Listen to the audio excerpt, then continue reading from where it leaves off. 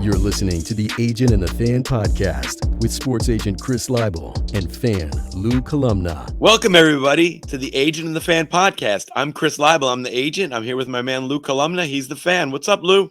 Not much, man. It's been a while. It has been a while, but we got some stuff to talk about, and we have some special guests today. A little bit of a different show also. We have a couple of young professional wrestlers that are going to join us, and we're going to get into it with them and kind of talk about their kind of career trajectory, where they're going, how this is working for them. I know they have a big event coming up this weekend. I want to talk about that with them, but I also want to talk to them a little bit about a lot of different things about pro wrestling. You know, I'm a huge wrestling fan. Always have been since I'm a kid, and I still love it. I'm the fan for when it comes to pro wrestling, but hey, you never know. You never know. You never know. That's true. You never know where the business is going to be. But these are two young guys that are really good, promising guys with I think a good future in the business. So it'll be fun to have them on, talk to them, kind of get their perspective. They're local guys, locally from where we are in the Northeast and in the metropolitan area. So we'll get into that with them. But I know before we do anything, we want to talk about baseball, which is our general primary topic of discussion. In the last couple of times we talked about baseball, Lou, I have to say you were very happy. The Yankees were doing great. The team was winning. Things were going awesome for the Yankees. And the Mets were doing terrible. And things were going very bad for the Mets. But amazingly, there has been a reversal of fortune, and it seems like the Yankees are struggling now quite a bit, and the Mets are playing much, much better. The Mets, who we had been talking about potentially even selling out half the team, are now in the driver's seat to competing for a serious wild card spot, and the Yankees have kind of stumbled quite a bit in coming off this up to this weekend, where the Red Sox, really who have turned it up quite a bit, have put basically flipped the script on the Yankees. So, as a Yankee fan, where's your head at, Lou? Listen, it's definitely frustrating. I mean, there's no way around it, right? Devers kills us all the time, but as you mentioned before, it's a long season, right? We weren't going to win 120 games. So you're going through a rough patch. Hill pitched great yesterday in spite of giving up one run. He pitched great. Things is, listen, am I worried? No. Is it aggravating and frustrating? Hell yeah. So, but, listen, they're going on the road now. Then there's the All-Star game. A couple of these guys, are going to get a little break. A lot of the guys are going to get a little bit of break, who I feel kind of need it, Volpe being one of them. But I think once the second half starts, Stanton comes back. Stop me if you've heard this before. Stanton comes back, and, we get our, Schmidt comes back. I think we'll be fine. I mean, listen, we've always talked about this, right? You're never as good as you look when you're winning. You're never as bad as you look when you're losing, right? And typically you're somewhere in the middle or a little higher up or a little lower down. So am I concerned? No. Is it frustrating? Hell yeah. Gotcha.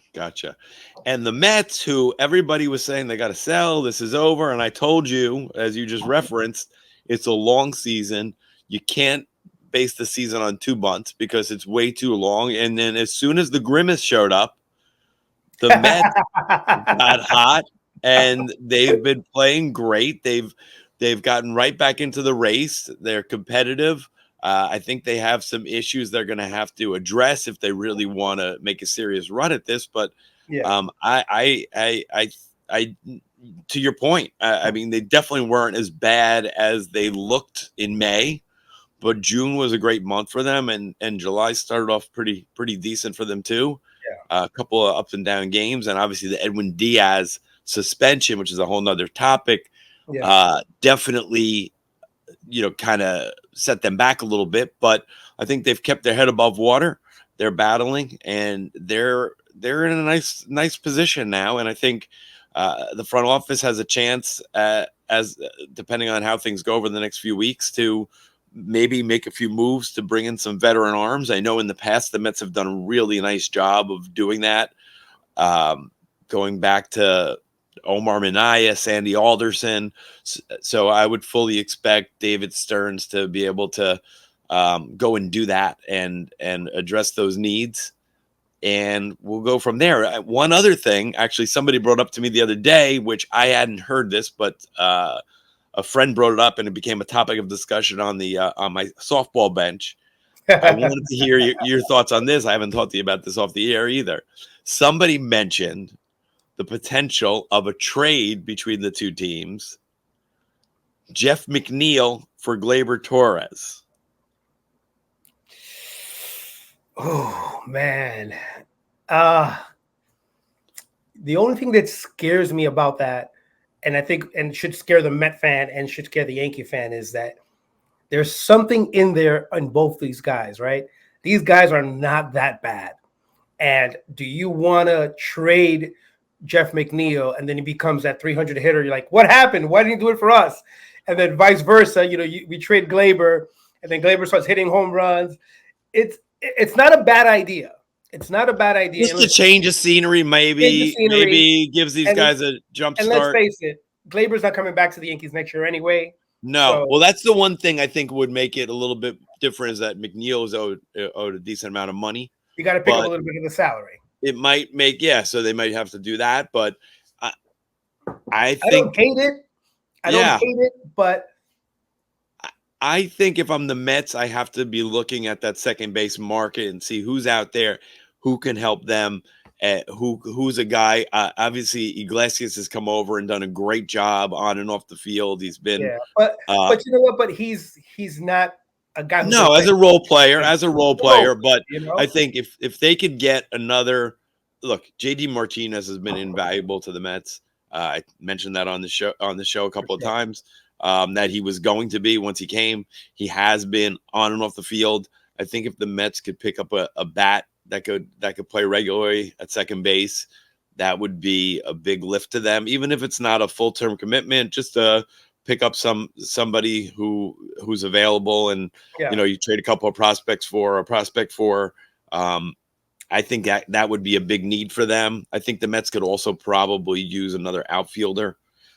Maybe a fourth outfielder type player. I think Taylor's done a nice job for them as an extra outfielder. DJ Stewart struggled a little bit this year. Obviously, Starling Marte, he's had some injury difficulties, which is definitely hurt the Mets. But I think Vientos has played great.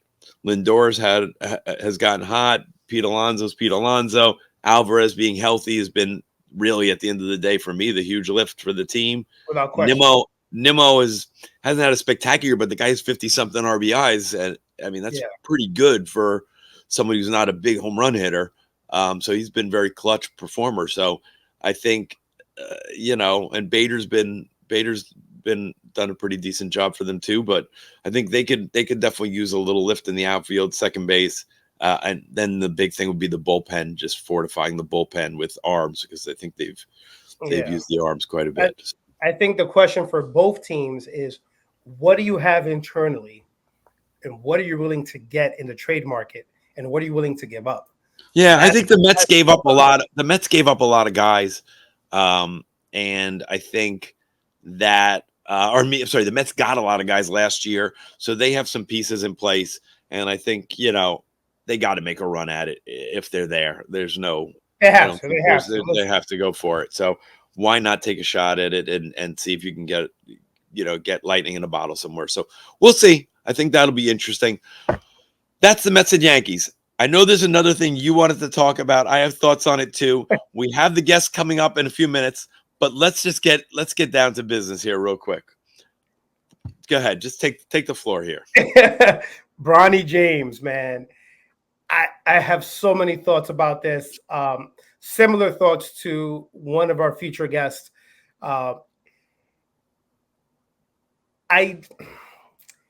bothers me is this whole thing, and I've heard Stephen A. say this. He's like, "Oh, LeBron, for what he's done for the game, deserves to have this." I mean, to me, like, what is that? Like, if this kid's name was not last name James, he would not be the 55th pick in the draft. Period. Stop. End of story. He would have been a free agent signing. That's not to say nothing against the kid. That's not to say he's not gonna be a good player. But this whole notion of like that they're like waiting to see where he's gonna get drafted. Come on.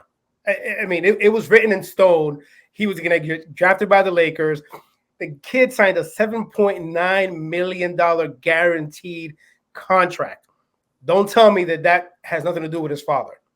Like, it's ridiculous to me. It's like, and again, nothing against the kid. He could be a great kid and he could be a decent player, but where does it stop? And I've heard other people talk about like there's nepotism in all parts of the game. True, right? But if I'm an owner of a team, I'm not putting my son to play a position that he can't play.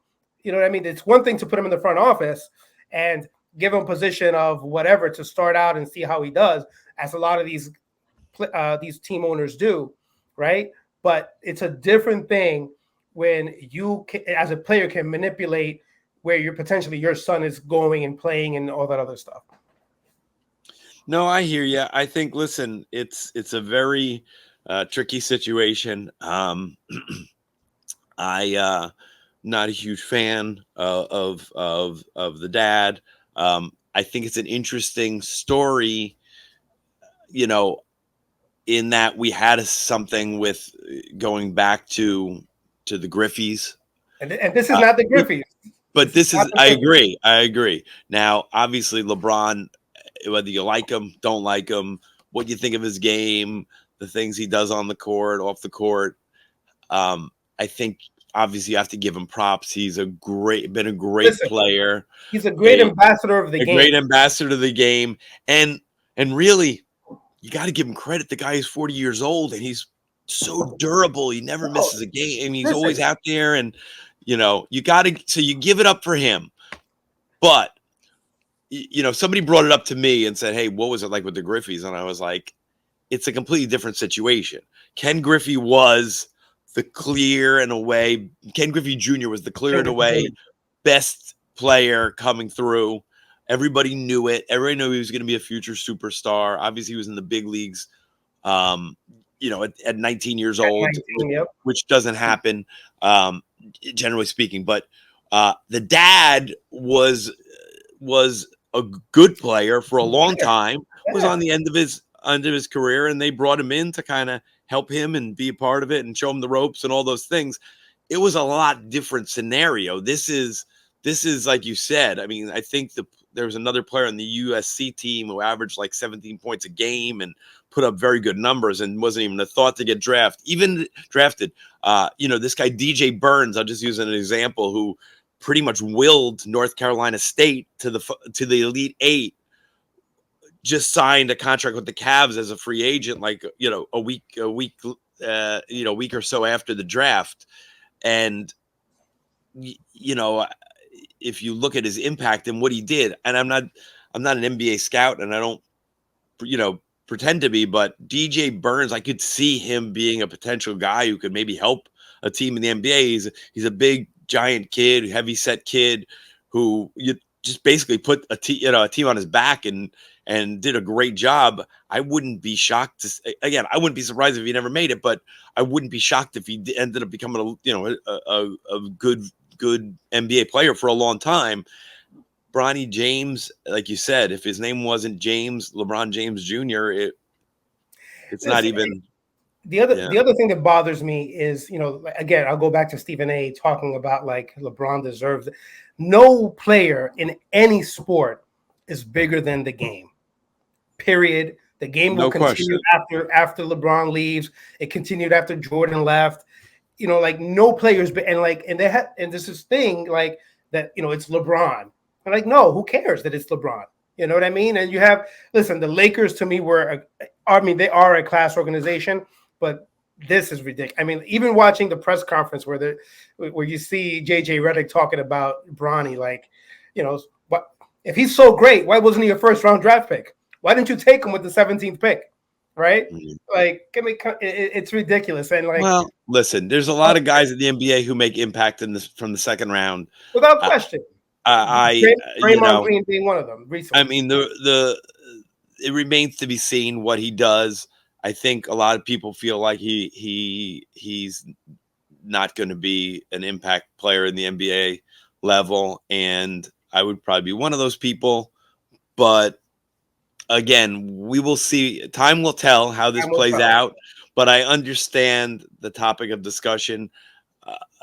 But on the same token, I do understand, like you said, the Lakers are one of the marquee organizations in sports. There's no question about it. They have the staying power. They've done it for a long time. They're always competitive. They're just like one of these teams. And going back to Dr. Jerry Buss and all the great things that he did in that organization, and Jeannie, his daughter, doing it now. And I think Rob Pelinka, who runs the team now, and who is actually an agent himself, and now JJ Redick's coming in, and it's an interesting hire, and I think in that. So there's a lot going on there. I'll be a fan for that and just take a seat and watch how it plays out. So potential train wreck. It might be, but who knows? Maybe a little bit some surprises along the way, as there often are. But I think our guests are getting ready to join us. But one thing I did want to mention is Hall of Fame vodka. Now, as we've talked about, look at this bottle. Hall of Fame vodka. This stuff is fantastic. The people there are great. It's gluten-free. If you come check it out, hofvodka.com. The bottle, a great gift for any sports fan. Oh my God, yeah. Put this on your shelf. Really great stuff. Hall of Fame vodka. But right now, we're going to have joining us, and they should be coming on in a second, I think, is two young wrestlers. And they're a tag team, actually. They're called Live Danger. Okay. And a lot of people are talking about them. I know people in the wrestling business. Charlie Gaston, Connor Rossi are their names, and they're going to be joining us in a second. So I'm excited to have them on, and I think it's going to be something for our audience to kind of follow these guys and see what's going to happen. They have some exciting news to talk about. They have a big event coming up this weekend, actually, in New Jersey, which we'll let them get into. But I think it's going to be fun to have them on. And I think for me, I want to keep an eye on these guys because they're kind of on the right path where they might become somebody we see regularly on TV down the road, maybe WWE, AEW, one of these top promotions that are televised and are out there. So it should be fun to keep an eye on these guys, and they're athletes, who I want to get into that. Gotten into the wrestling business. We're going to talk about it. So it's going to be fun to have them on. So hopefully they'll be joining us in a second. They're right here, ready to go. They're there? Yes, sir. Okay. What's up, guys? What's up, fellas? How's it going? Oh, you guys are decked out. I like it. Yeah, always ready to go. Man, you're not kidding. This is awesome. So, you guys, first of all, introduce yourselves to our audience. I already introduced you guys, but hey, I'm Live Wire Charlie, and I'm Danger Ross, and we are Live Danger. Okay. Guys, yes. Live Danger joins us. These guys are one of the hottest young tag teams out there. You guys are currently on the independent circuit, correct? Yes, correct. Okay. Now, people who don't know pro wrestling, the independent circuit's kind of where you make your bones. You learn the business. You get out there in front of the live crowds. You take your bumps. You do your promos. You're doing all your things to get out there. And that's where it starts for almost pretty much everybody. Correct, guys? Yeah, that's about right. Yeah. So I think with you guys, and again, you guys know, I know some people in the wrestling business, people are talking about you. There's definitely a buzz going on which is exciting and fun and good to hear. And I know you guys have some big news coming, but I want to get into that in a second. But before we go anywhere, this weekend, we got something huge coming up. It's huge. It's huge. Tell me Yes, about it. sir. July 13th, Sport Wrestling. Live Danger versus the Audacity and the EDM Deathmatch, baby. Yep. Now, a death match can explain. Now, I've seen some of these, and they're crazy and fun for the audience. Maybe not for you guys. Maybe for you guys. I don't know. Oh, it'll be fun for us on Saturday. We're going to be giving the beat down. Well, what exactly is it? What goes on in the death match? Let's explain to the audience. Yeah, so we use several different weapons. It could go from tables, ladders, and chairs up to light tubes, thumbtacks. It's gonna get pretty dangerous, and we're here to put on a show, kick some butt. So. Is there a chance there'll be any fire involved? Yeah, most likely fire. Most likely. Yeah, we are Live Danger. Yeah, Live Danger. Nice, So nice. don't give us too many ideas.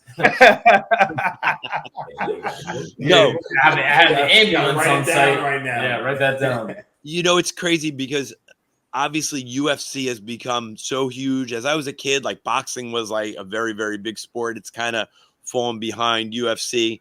I think people have perceptions about pro wrestling, but I think the true wrestling fans, and I'm one of them, really understand how this goes and how fun it is to watch, how exciting it is, and people do like to see carnage in the ring, and that's what that's why UFC's become so popular. But you guys are your kind of thing is carnage in the ring, and so. And the guys your opponents this weekend are kind of known for it too. So it really should be a great match. Yep. Yes, sir. So that said, I know and I just heard this, and I'd love to hear it from you guys, but I understand you guys are not, is this your last match coming up in this promotion? Yeah. In the promotion. Yeah. Okay. And you are going where? Can you tell everybody where you're going next? Because I want to get into that. Well, recently we got honestly the best news so far yet of our wrestling careers, which is that we got accepted into that advanced class of New Japan Pro Wrestling in the LA dojo. Well, that is amazing. And for those who don't know, New Japan Pro Wrestling is an unbelievable promotion in Japan. So you guys will be going. You guys are both New York metropolitan area kids on your way to Japan, and you're going to go over there. And this promotion has really been the breeding ground for a lot of the talent that people see on television regularly here now. Right, guys?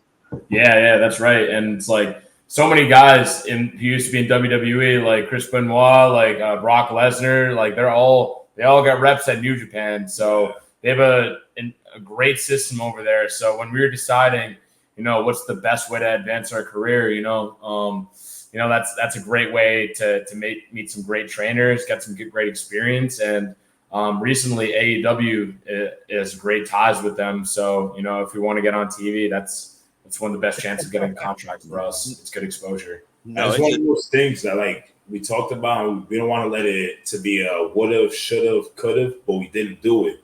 So it was like, you know what? Might as well go out there while we're still young. And wow, they by God's will, our bodies are working by then, which it will be. But we got to seize it. We got to take the opportunity. No, how did it happen? How did you guys get to that point where did they see you and say, "Hey, I think you guys would be a great fit for this"? How did that happen? Yeah, so we keep our eyes open, keep our applications in the pool for the WWE, like AEW. We even sent out stuff to NWA. They have a new program out there, and we see it's a pretty new program New Japan's running. This is out of the Los Angeles dojo, so it's like a 3-month circuit kind of thing, and we saw it and just applied and sent over our resume, sent over our best matches. So Yeah, they saw something in you guys, right? That's what it is. Yeah. That's awesome. That's awesome. Now, how did you guys meet? Well, you know what's funny about that? What is it? Today's July 8th. Yesterday, it made a year that to the day that we met. Which was I was the promotion we worked for, ECPW. They were running a show at the North Bergen area, which is near me. So our promoter Gino Caruso, he reached out to me and he was like, "Hey, you want to do a show? Come through." I was like, "All right." I went. Had a nice little battle royal, but obviously went ahead of time to help set up the ring. And like the ring was set up, I didn't really know anybody at that point. So then Connor over here, Danger Ross, just comes over up to me. He's like, "Hey, what's up? My name's Connor." I'm like, "Oh, what's up? I'm Charles. How you doing?"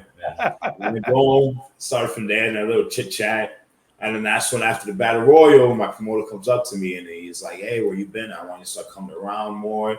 And then it was a whole thing because I was doing it through bus, but it was a long commute, so I didn't have a car. But then that's when I told him, and he was like, "I'm sure we got somebody in the area." Called over Connor over here. He was like, "Hey, where do you live at?" And he was like, "Oh, I live in Hoboken." I was like, "Oh, you live in Hoboken? I'm from Hoboken." And I said, there, we just we exchanged numbers and then we started carpooling. And then from then on, it just became a thing where it was like, yo, honestly, we're going every day to practice as much as we can to go train.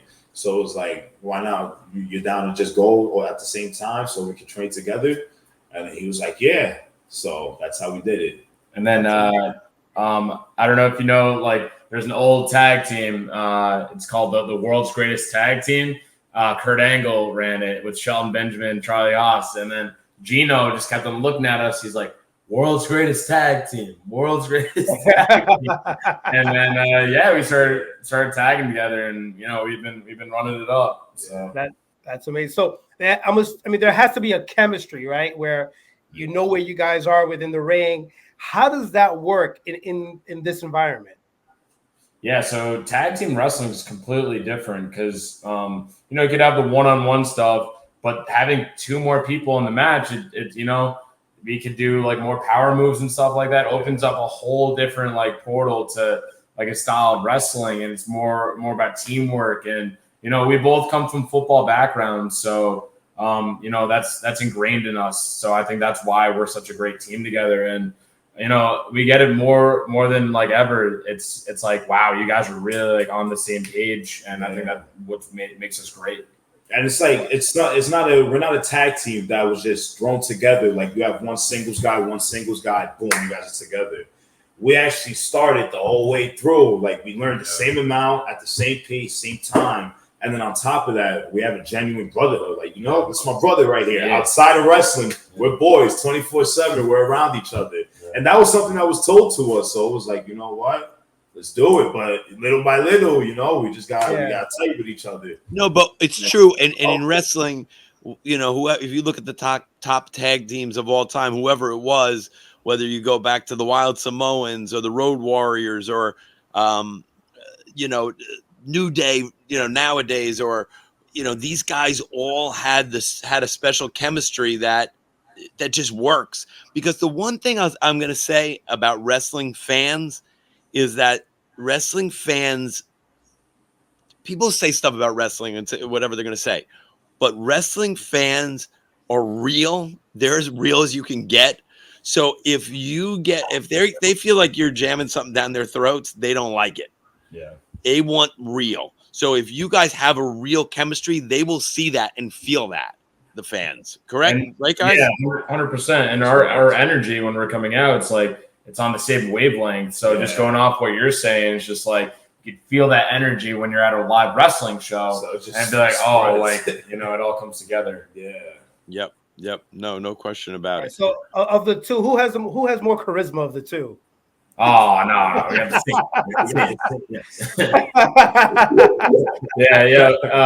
All the time when we're at like the family shows and stuff, be like, "Oh, who could be the other guy?" I said it would be a draw. It'd be a draw. Wait, so Connor, describe Charlie's style in the ring. I would say if I had to use 2 words, it's ruthless aggression, man. Like he throws people around, man. To be honest, like we're wrestling a lot of like smaller dudes on the indies, like. We got to be like above that, and like pretty much every locker room we walk in, we're just like wiping the floor. So that's why this Saturday is going to be a big match for us. It's Audacity is like very very solid team. So that's how I would describe it. Charlie Connor, I want to hear his style. Honestly, action packed. Like when I see him, I imagine you have one. Like a Miami, one of those characters from Miami Vice. Just think about a beach guy in Miami Vice. Everybody just like, yeah. And then plus two, like, oh my God, if you ever see him give a German suplex, like I'm sitting there looking, I'm like, yeah, Ross, yeah. And I'm like, yeah. Oh. What? So, and who do you guys pattern yourselves after? Each question for both of you guys. It's a bit of it's a mixture of Road Warriors with Ultimate Warrior and the Steiners. Yeah, that's all good. All I good see ones. the All Ultimate good Warrior. ones. Yeah. Especially when we like some of these shows we go to, like they have like full like face paint stations. So I was like, "Yo, give me the Warrior, brother!" Yeah. Especially with like the hair coming in now, I'm growing it all the way up. Yeah. So it seems to me like you guys are students of wrestling. Who 100%. were the guys growing up? Who did you pattern yourself after? And who really kind of where was that click in your head? Where like, wow, I want to do this. What the part where I want to do, I'm not gonna lie.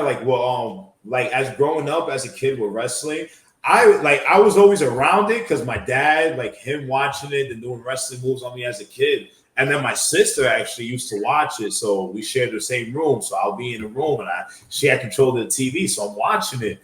But honestly, afterwards, like I say, when I got to like middle school, I started getting into it like a bit more. And it was when I seen a Razor Ramon. Promo. Yeah, I seen one of his promos, and then I started looking up like 80s wrestling, and then that's when I got into started seeing Hulk Hogan, and then I started watching TNA Impact for a bit, and then because Hulk Hogan was still on it at the time, so I'm watching all this, I'm like, wow, yeah, like I want to do this. So then I found the school, and I told my dad about it, but it was like, yeah, son. Well, whenever I get the time, I'm like, all right, whatever. Start playing football. Take it in your own hands. Yeah. My mind was on football, and that's when senior year came. And then I'm like, I got to do something. My grades aren't looking too good. So I'm going to go to school. I'm going to college to play ball. So I applied for an application at IWF in Nutley, New Jersey. Yeah. And I ended up getting accepted. But then I got talked in to going to play football. So I went to a junior college called Hudson Valley in Troy, New York. Then I played a season of ball, went back home. And then that's when 2021 came. I got my chance. And I was like, you know what? I'm going to do this. Signed up. I was working. Had a car. Started going training. Well, I started in April 2021. Then, believe it or not, I had my first match that August.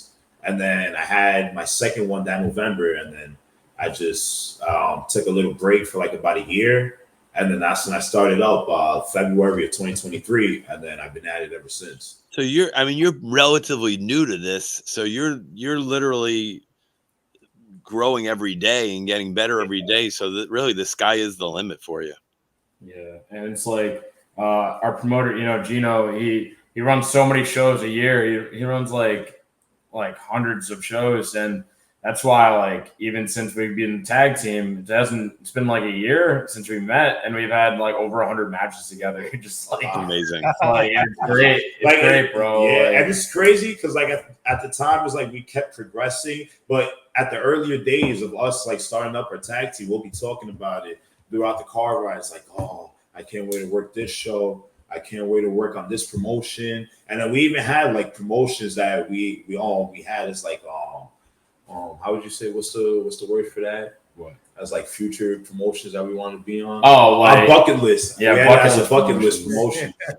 And that's when little by little we started getting on all these promotions, and then we're like, wow, like we're really doing this. Like since we started tag teaming last summer, we already have over 100 matches. Yeah. Oh, that obviously builds chemistry.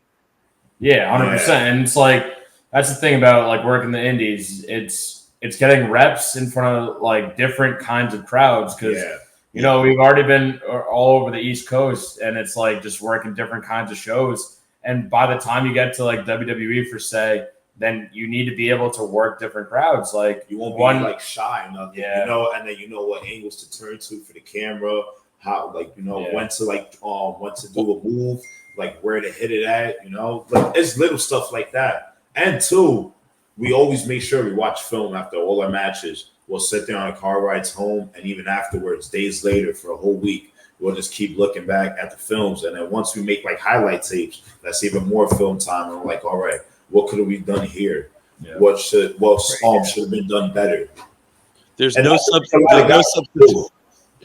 substitution for experience and learning and getting it down. And by the way, you guys, I found out. I think I mentioned this. I might have mentioned to you guys off the air, but you guys know my man Jason Hendricks, correct? Yeah. We see him around the scene. He's a dog. Up and coming. That's the guy right there. Keep your eyes on him too. He's a dog. That's he's a good dude. He's a good dude. Yeah, he's a very that's my guy. He's from not from my town, but from right by me in Jersey. Yeah. So that's pretty awesome. So how do you all right, so you guys get teamed up, you know, you work together. How did you cultivate the image that you have now? Like what was that? Were you guys like, hey, just how do we want to be? What look do we want to have? How did that come? Right. So we honestly I forget what show it was, but I think we were just in a car ride. Connecticut. It was a Connecticut show. And we were driving back and we're just thinking about like gimmicks and stuff, like how we could, you know, like merge it all together. And we're like, has anyone ever done like a true like football gimmick? Like obviously the football guys like Bill Goldberg, Roman Reigns. But it'll be like jocks, so like just for the varsity jacket, you know, it's never been like full on true football. Yeah. So then we're talking about it, and then that's when I'm like, you know what? Why don't let's get some pennies? Let's get the practice jersey pennies. Like, and honestly, that was something too, because like we're both big '80s. We're big '80s guys. Yeah. You know, everything '80s. '80s was the best. Yeah. But so we're like, you know what? That was something everybody used to wear back in the day on the regular style. You know. I can confirm, by the way, '80s were the best. Yes, sir.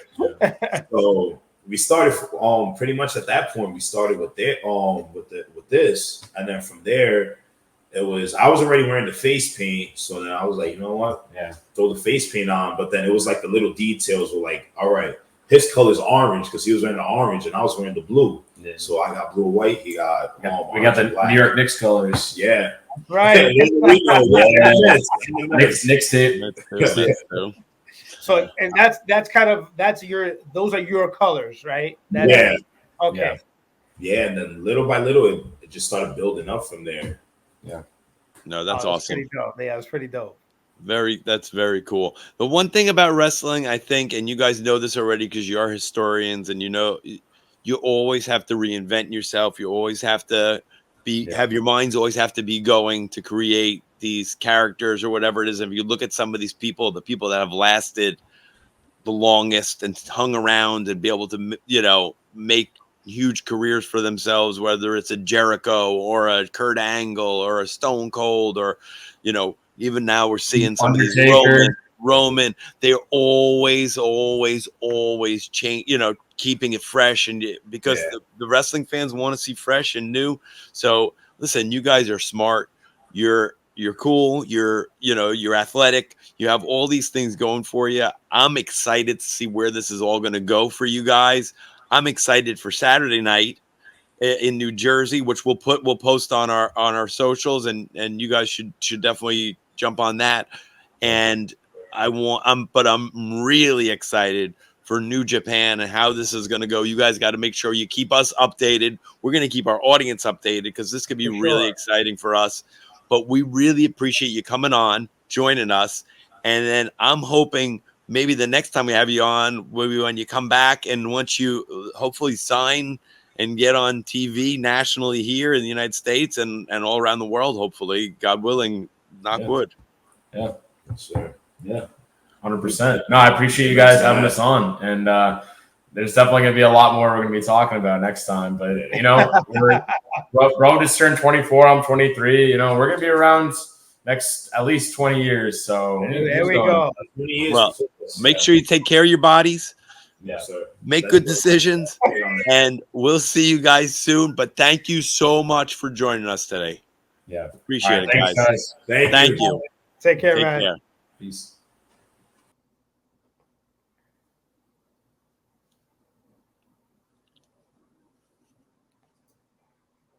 We're here. Oh, here we are. Great interview. Well, that was great. It was great to have those guys on. Guys were fun. They're young and they're a lot of fun. I've watched a bunch of their matches. They're a lot of fun. Check them out. It's going to be really good stuff. We're going to post everything on our social. They got great personality, which I like. Great. They're very, very good personalities for sure. That all said, I wanted to just wrap up today on a kind of a sad note for me. Lost a very good friend a few days ago, Mark Levine. He was the Mets head photographer. He's been the Mets head photographer since 1989. He passed away unexpectedly. I'm still in shock. I just went to his funeral. And it's a really sad day for me and a lot of people who came through the Mets organization. Mark and I have been friends for a long time, longer than I even want to say on the show. But he was just a great guy. Mark was a guy who was very giving, caring, always involved in anything, always helping you when he could. I went to his wedding. I went to his birthday parties. He was always the first one to take pictures of me and the kids at games or whoever it was. He was a guy that I spent a lot of time in his office through the years. He's accomplished a whole lot. He was just a fixture at Shea Stadium and then Citi Field. He's going to be really missed. He was just a great man. He leaves his kids behind, and I'm just, like I said, I'm shocked, and I would be remiss if I didn't, mention him and just make the people aware. Because I think in baseball and in any sport, there's always people behind the scenes that nobody knows about. Everybody knows Pete Alonso and Aaron Judge, and knows the people before them, the Darryl Strawberry and Don Mattingly and Derek Jeter and all the players through the years. But Mark Levine has been a guy who's been there. He's photographed all the people I just mentioned. All of them, yeah. And, he was just a great guy, behind the scenes person. If you were paying attention and knew him, you would see him at the field every game. Very rarely missed a game. He was always at every single Mets home game for literally 35 years. He was just a great guy. To lose him the way we lost him is just very sad. And, I want to just send his, thoughts and prayers with his family. It's just it's a shame, and it's a really tough blow for the Mets organization. And I wanted to just mention him before we close the show. Yeah, no, for sure. I mean, listen, he leaves a legacy behind, great images, to remember him by, and everything I've seen on social with him, everyone just loved the guy. Yeah, he was a mentor to so many people. And again, when I started in the Mets organization as a young guy, he was there, and I learned a lot from him. Just kind of the way he carried himself and handled things, and he was just a good dude. And I just it's not going to be the same without him. I'm going to be going to the Mets to a Mets game this weekend. I'm kind of not looking forward to it. Even I saw him last homestand and had a chance to say hello, and just tough. So, yeah. Wow. But anyway, I wanted to just get out there. But I want to thank everybody for joining us today.